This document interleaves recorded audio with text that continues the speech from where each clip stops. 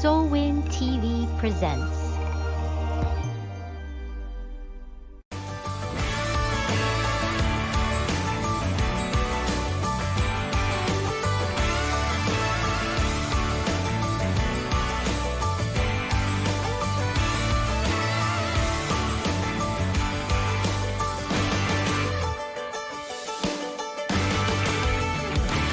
Faith and Hope with Sweet Tea Sass, encouraging couples to reconnect with God and with each other so they can live their happily ever after too. Hello, everybody. Welcome back to another episode of Sweet Tea and Sass. This week, we're going to be talking about best friends. And who's your best friend? You. And I would hope that your spouse is your best friend. Doesn't hurt to have friends who are male that are good friends or female that are good friends, but I would hope that your best friend in your life is your spouse.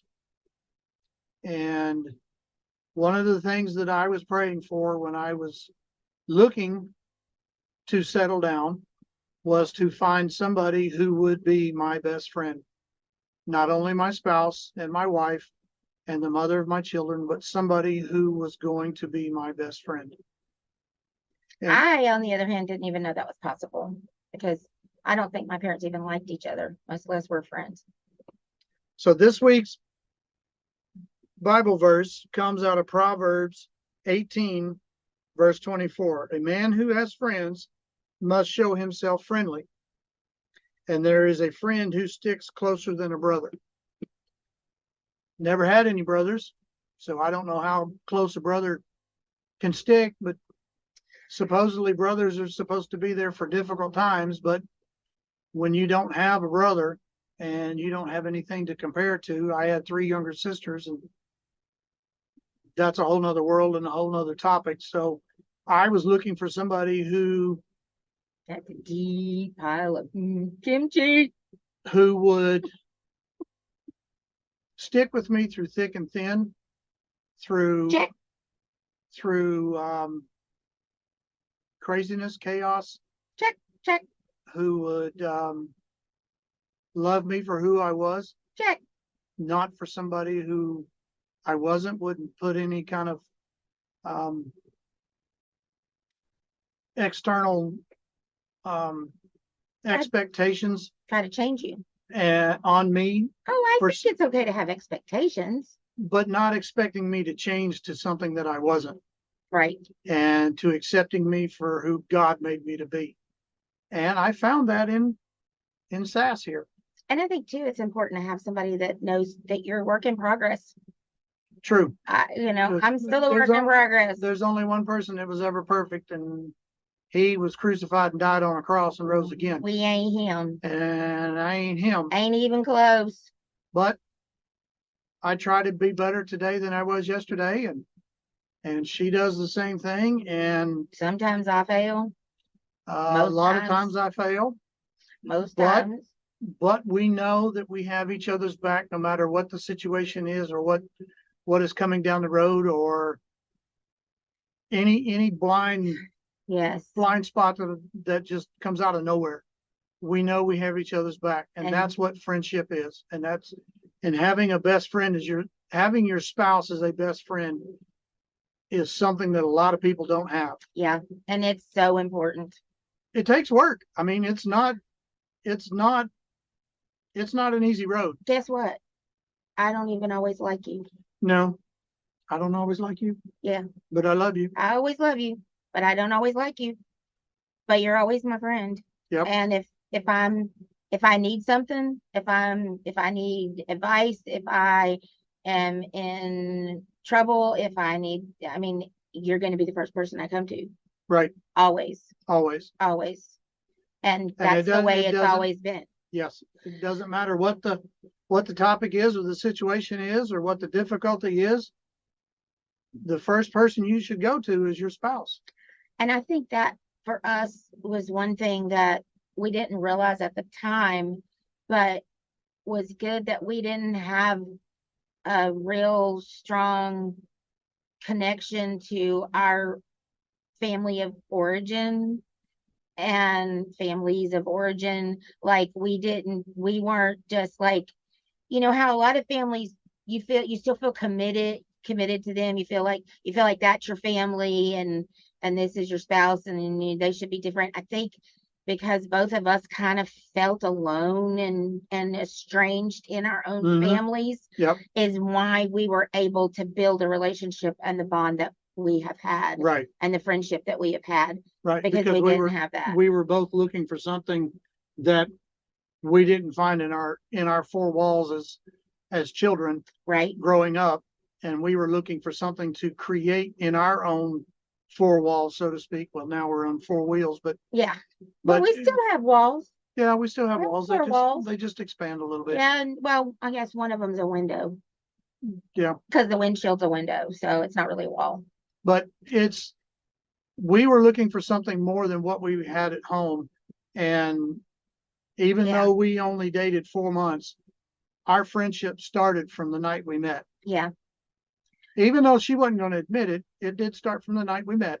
Yeah, well, you're a sum total of where you come from and your experiences up until now. That's Right. what makes you who you are. So that was my experience, is that men weren't that great, and they couldn't be trusted, and they didn't tell the truth, and they were gonna just, bail on you at any minute. And so that was my lived experience. So that's what I acted from. Right. And I didn't know any other way to be. And it was learning to trust you and learning to know that you were what you said you were, and what you said you were going to do what you said you were going to do, was a process for me. Right. And It's still a process. not as much as it was, but it is still a process. And I think, on the subject of friends too, something really important is we both had friends from our teenage years, our high school, and all those things. Right. And bringing those friends into our relationship as part of us now. We have never been ones that are like, well, I'm going to go out with my buddies, or I'm going to go out Right. with my girlfriends, and you just stay behind. That's just not how we operated. Once we were a couple, we were a couple. Everywhere. And yeah, and if you want us to come hang out with you or go out with you, we're going to come as a couple, because now we're one. Right. We're the same person. And that's something, I think that a lot of people, that causes a lot of hardship and problems in marriage, is people don't do that. Right. And I think a lot of it too is because people still have that selfish streak in them, that they want their alone time. But Sometimes I still want my alone time. Yeah, but it's not an every Friday night or every Saturday night type deal. And it's, No. Sometimes I just stay at home when he goes and does stuff, just because I need to be at home. I need to be by myself at home. I just want to chill. And he went Right. grocery shopping this morning. I read a couple chapters in a book uninterrupted. That's really nice. Right. I could have went with him, but I just did my alone time. So, but I mean, I see so many couples, especially newlyweds, and prior to having children, and then also a lot of times after you have children, the husband especially still goes out with his buddies and goes out drinking and partying and doing all this, and goes to the bar and things, which, I mean, if that's your scene and that's what you want to do, then, I mean, go ahead, but it's not going to strengthen and build your relationship, your friendship, and your marriage. If, and we have had this a lot of times, motorcycle riders, we go with our motorcycle groups, and one group in particular that we go with, they want to do like, oh, the guys are all going to just ride this day and the girls are going to go do this. And that's fine if that's what you want to do and that's what they do. He and I do our own thing that day. Right. Because we consider we're one. Right. So, and if he wanted to go ride with the guys, then go ride with the guys. I don't want to go shop with girls because I'm not a shopper and that's not what I want to do. But I would just have stayed at the hotel and chilled and, kicked my feet up and watched some TV, read, and, had and been fine. But it's important. There's nothing wrong with having friends and going out and doing things with your friends. But when you're As long as doing that that, doesn't become the priority. yeah, as an exclusion for your spouse. And one of the really, things that I think surprised a lot of people when we got married, and it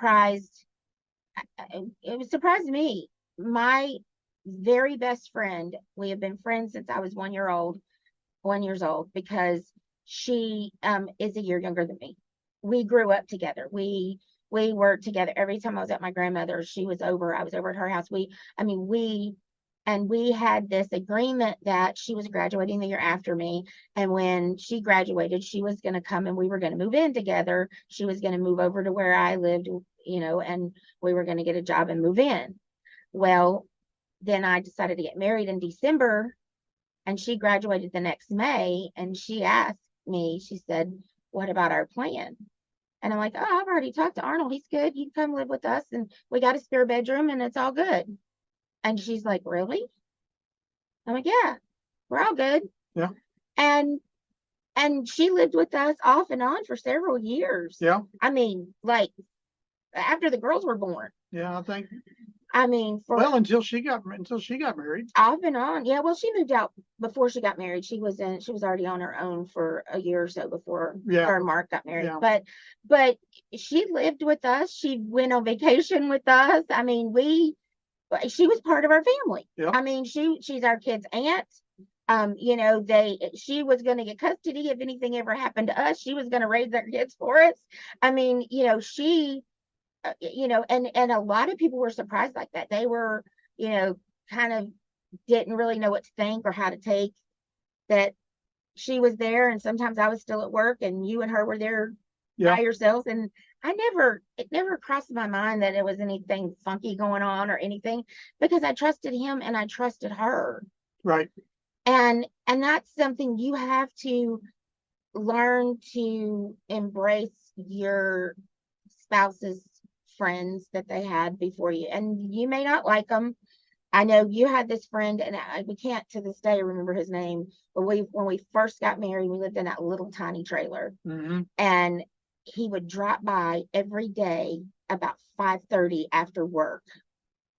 And it was right when I was getting dinner ready, and I had dinner for two because we were living on less than a shoestring. We were, barely making ends meet. I didn't have the money to feed another person. And he would always drop by. And I'd always feel so bad because I would just keep trying to put off dinner being ready because he was there. And, and it wasn't that I didn't like him or anything. I just couldn't afford it. Right. And that's how, when my friend moved in with us, we laid down the ground rules. Right. You have to, help us with the groceries, and you have to help us with the utilities, anything. The rent wasn't going to go up. It was still going to be the same. The bedroom was going to be empty and we were going to pay for it, or she was going to sleep in it and we were going to pay for it. It didn't matter. But things like utilities and groceries, those things. Right. So we worked that out before she ever moved in. Right. And the person that was the most shocked was her mother. Her mother was way old school. Yeah. And was just thought it was completely horrible that she lived with us. Unethical, couldn't be trusted. And I remember I was in the hospital with that blood clot in my leg. Mm-hmm.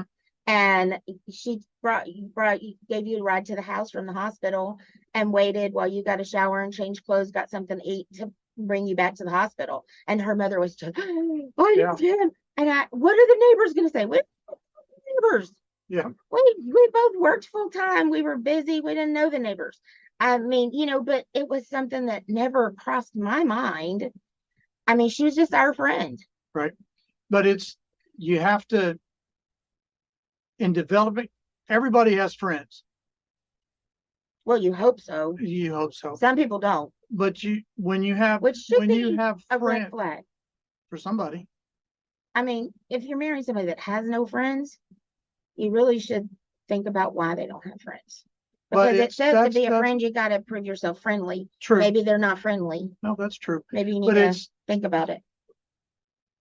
throughout your life, you have friends that come and go, Yes. that are in your life for a season. We've had many.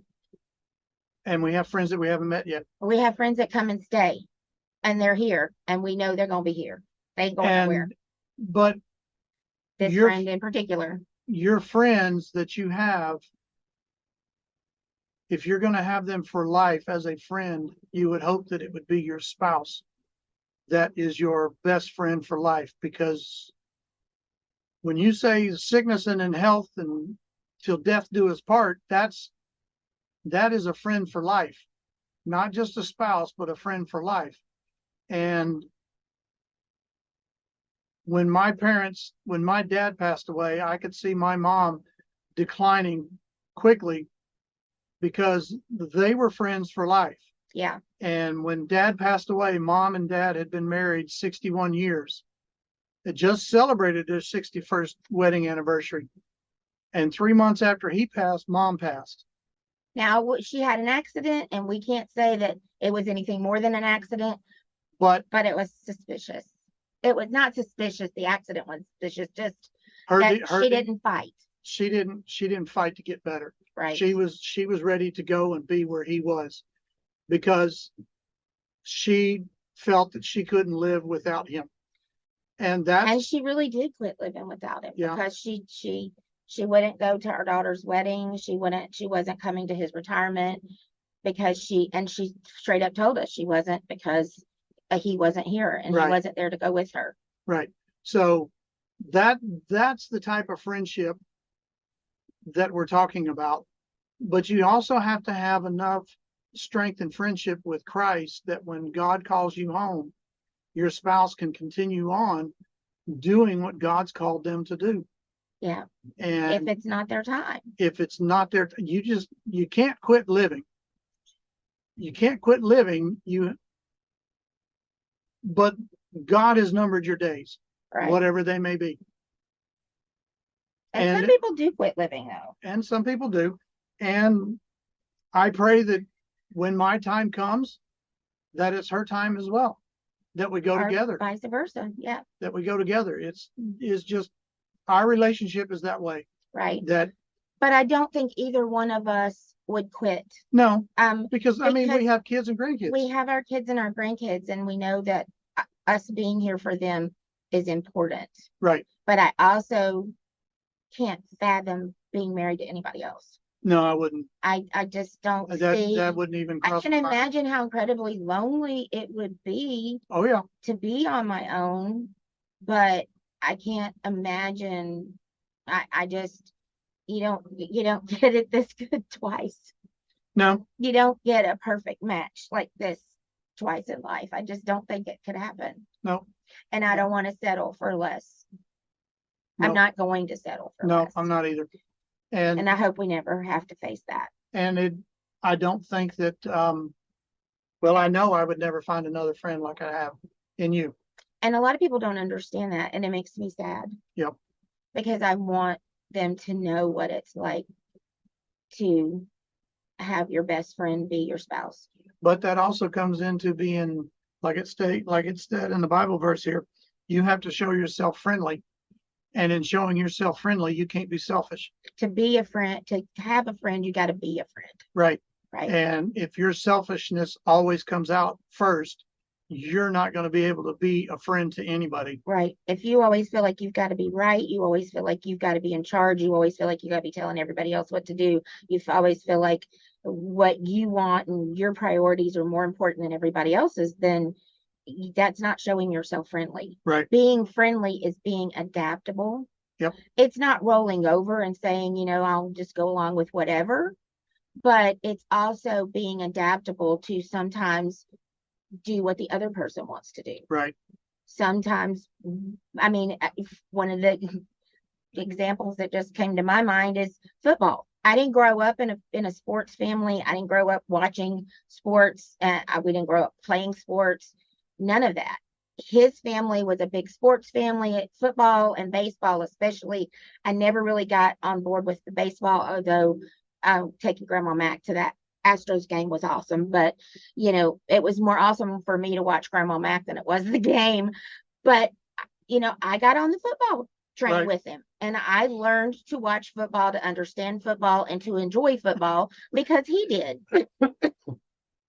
Excuse me. And so, you know, that's part of being friendly. That's part of adapting and learning.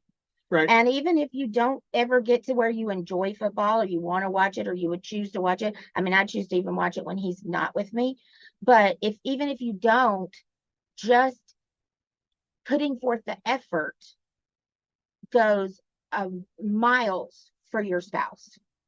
They She know. still won't watch baseball, but I watch Little League baseball, Little League World Series. Yeah, he watched it yesterday while I took a nap. So So it's, you know, that's things you do that I know that she doesn't like to watch it. So when she takes a nap or she's busy doing something else, I'll put it on. right. But it's, you know, it's learning to do things together that create a friendship and a bond. Right. And it's like that verse says, you have to show yourself friendly. You Right. have to be a friend to have a friend. Right. And you need to be your spouse's friend first. Right. They need to be the priority on your list of friends. Yes. And you need to find things that you love to do together, that you enjoy. And that, you know, like for us, the motorcycle is our favorite thing to do. We love to ride. That's our escape. And we love to ride, especially in the Smoky Mountains. And, you know, we were on vacation a couple weeks ago, and I pushed myself to ride every day that we were there because I knew we were only there for a short time. And then I came home and slept for 3 days because I was exhausted from pushing myself to ride 8, 10 or more hours a day. But that's our thing that we love to do. And we knew we weren't going to be able to do it when we got back here to Texas because it's going to be too hot. Right. And It's it's too hot. It's hot. God needs to turn the oven down. We done. We done. Put a fork in us. We done. Right. But, you know, so just think about that, and think about things that you can do with your spouse, and think about if you want to go out with your friends, inviting your spouse to go with you. One of the things you can do with your spouse is to watch us Yes. on YouTube Or listen. or to listen. Yep. Click below, follow us, like us. You can subscribe. You can find us on Comment.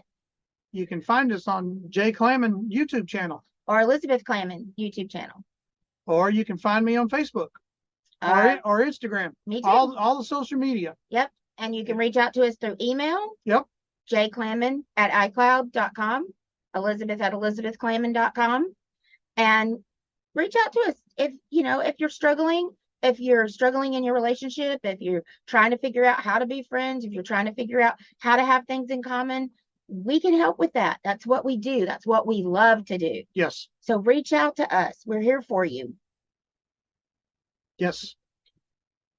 Next. Did you lose your Remember? train of thought? Yeah, I did. I lost my train of thought. It just went. No comment. So remember, be blessed and don't stress. God's got it. Do all the YouTube stuff. Yes. Love you guys. See you next time on Sweet Tea. Bye, y'all. And Sass. Bye, y'all.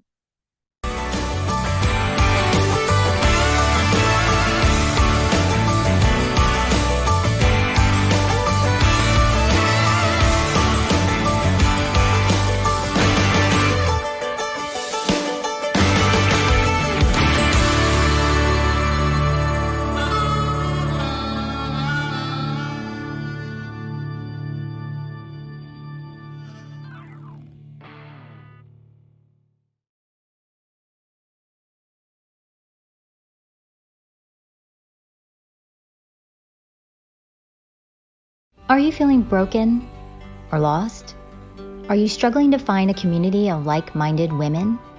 Come join us on SOLWIN, Shining Our Light Women's Inspiration Network. SOLWIN women have come out victoriously from their dark places and now use their God-given gifts to shine their light to the whole world. Get your free 30-day trial today. Go to www.solwin.tv to subscribe now.